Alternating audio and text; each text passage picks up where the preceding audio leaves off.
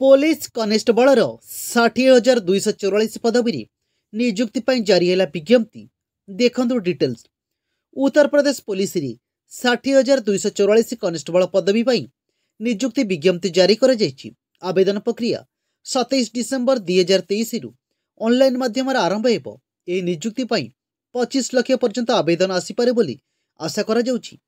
खाली थिबा पदवी मध्य 24,102 पोस्ट संरक्षित थिबा बेले 6,024 post EWS 16,264 OBC SC 12,650 post एवं एसटी 1,204 पोस्ट संरक्षित रही।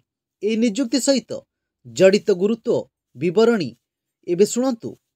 मोट post 60,244 post, general post 24,102, OBC post 16,264, EWS post 6,024, FC 12,650, ST post 1,204।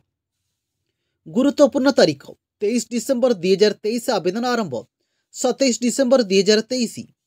Online आवेदन करिवार शेष तारीख 16 जनवरी 2024। परीक्षा देवार शेष तारीख 17 जनवरी 2024। संशोधन शेष तारीख 18 जनवरी 2024। परीक्षा तारीख फेब्रुआरी 2024।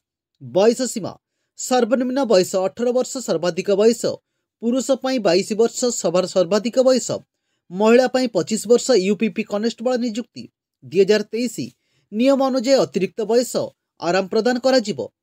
शारीरिक मानक पुरुष मानक जनरल ओबीसी एससी वर्ग प्रार्थी उच्चता अति कम 168 सेंटीमीटर होगा उचित।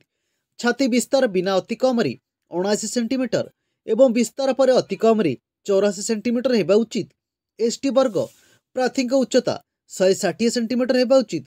छाती विस्तार बिना अति कम 77 सेमी एवं विस्तार हेले अति कम 82 सेमी होगा उचित।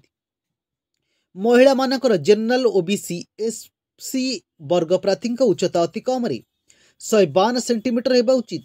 एसटी वर्ग प्रार्थी उच्चता अति कम 147 सेंटीमीटर होगा उचित। ओजन अति कम 40 किलोग्राम होगा उचित। योग्यता भारतर जेकोसी स्वीकृति प्राप्त बोर्ड 10+2 मध्यवर्ती परीक्षा उत्तीर्ण होगा बाध्यतामूलक। अधिक विवरण पाई सरकारी विज्ञप्ति जांच करंतु।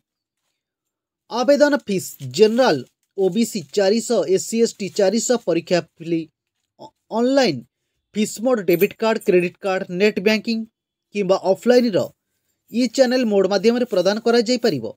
लिखित परीक्षा एवं डॉक्यूमेंट जांच एवं शारीरिक परीक्षा आधार रे चयन करा जिवो।